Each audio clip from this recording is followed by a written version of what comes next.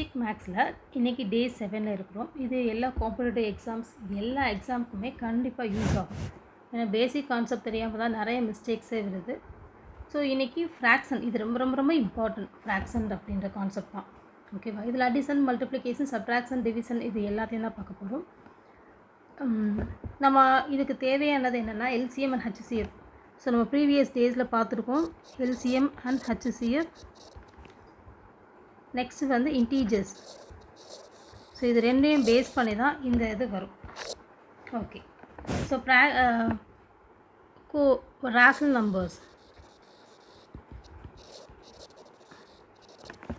P/Q ஃபார்ம்னு சொல்லுவாங்க. அதாவது இப்போ 4ன்னு இருந்துச்சுன்னா 4 வந்து 4/1 அப்படின்ற ஃபார்மேட்டுக்கு நம்ம மாற்றணும். 7/5, 6/8 சம்திங் இந்த மாதிரி இருக்கும். இதுதான் ரேஷனல் நம்பர்ஸ்னு சொல்லுவாங்க. ஓகே. இப்போது இதில் நம்ம ஃபர்ஸ்ட்டு அடிஷன் பார்க்கலாம்.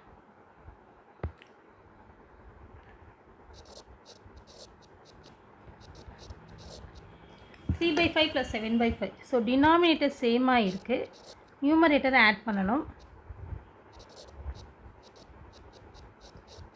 ஸோ இதுதான் இதோட ஆன்சர். ஸோ ஜஸ்ட்டு ரெண்டு ஃப்ராக்ஷனை நம்ம ஆடோ சப்ட்ராக்டோ பண்ணணும் அப்படின்னா டினாமினேட்டர் சேமாக இருக்கணும். ஏன்னா அந்த டினாமினேட்டர் சேமாக இருக்கிறத நாங்கள் கீழே எழுத முடியும். நியூமரேட்டரில் என்ன இருக்கோ அதை சப்ட்ராக்ட் பண்ணி மேலே எழுதணும். இப்போது -3/5 -7/5.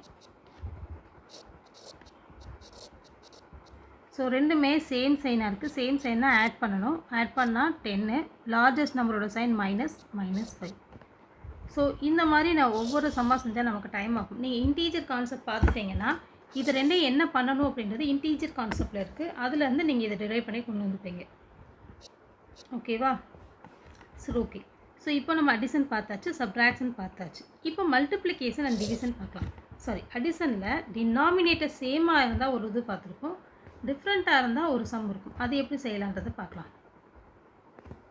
ஓகேவா?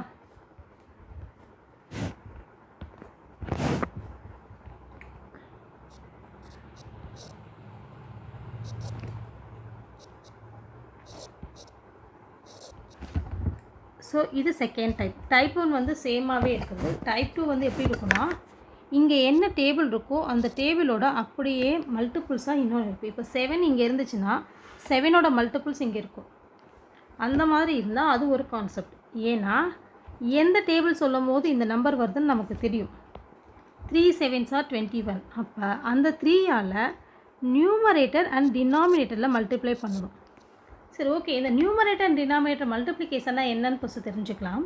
இப்போ எக்ஸாம்பிளுக்கு 4/7 நம்பர் 4/7 தான் இருக்கணும். இப்போ நான் 3ஆல் நியூமரேட்டர் அண்ட் டினாமினேட்டர் மல்டிப்ளை பண்ணால் ஸோ 1 எந்த சேஞ்சஸுமே நடக்கலை.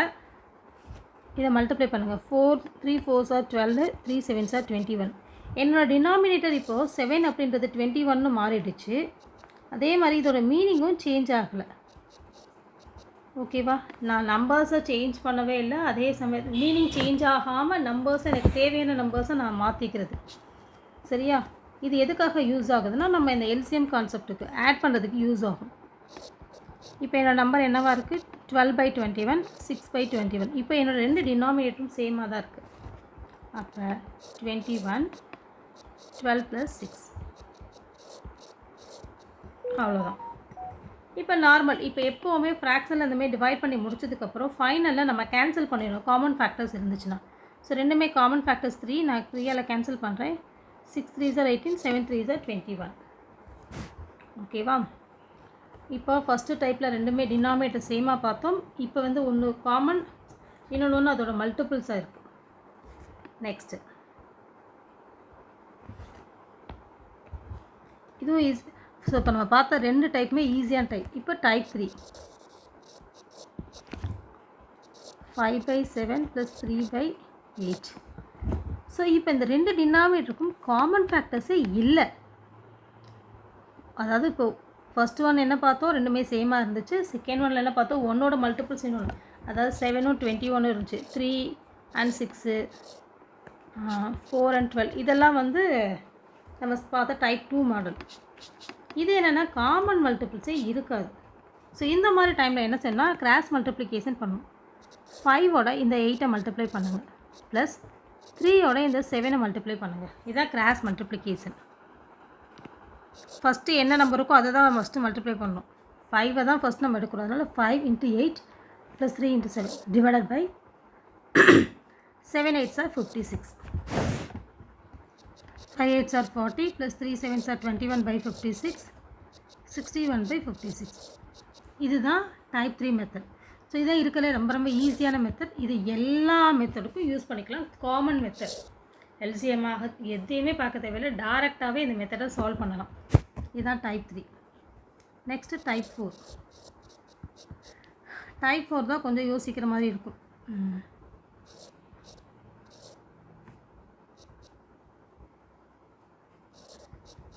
ஸோ இப்போ இந்த 2 நம்பருக்கும் பார்த்தோன்னா காமன் ஃபேக்டர்ஸ் இருக்குது. 2ன்ற ஒரு காமன் ஃபேக்டர்ஸ் இருக்குது. ஸோ இதை என்ன மெத்தட்லனா எல்சிஎம் மெத்தடில் சால்வ் பண்ணலாம்.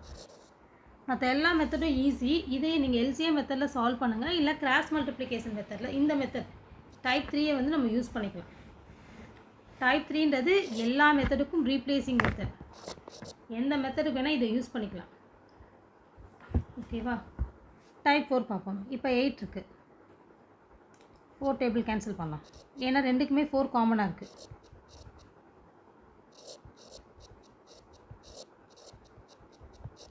ஸோ 2 5 10 40. இப்போ நம்மளோட எல்சிஎம் வேல்யூ என்னென்னா 40. நல்லா கவனிங்க, டினாமினேட்டர்ஸில் எடுத்து சால்வ் பண்ணும்போது நமக்கு எல்சிஎம் 14 கிடச்சிருக்கு. அப்படின்னா என்னென்னா என்னோடய டினாமினேட்டரை நான் 40யாக சேஞ்ச் பண்ண போகிறேன். என்னோடய டினாமினேட்டர் என்ன பண்ண போகிறேன்? 40யாக சேஞ்ச் பண்ண போகிறேன். அப்போ 6/8 அப்படின்றத நான் 40 டினாமினேட்டர் 40யாக சேஞ்ச் பண்ணணும்னா 8ஐ எதால் மல்டிப்ளை பண்ணணும்னா 5ஆல். டினாமினேட்டர் 5னா நியூமரேட்டரும் 5. இப்போ 6 30 and 40. இப்போ நம்ம ஒரு நம்பரை சேஞ்ச் பண்ணிட்டோம். இப்போ அதே மாதிரி அடுத்த நம்பரையும் நம்ம சேஞ்ச் பண்ணணும்.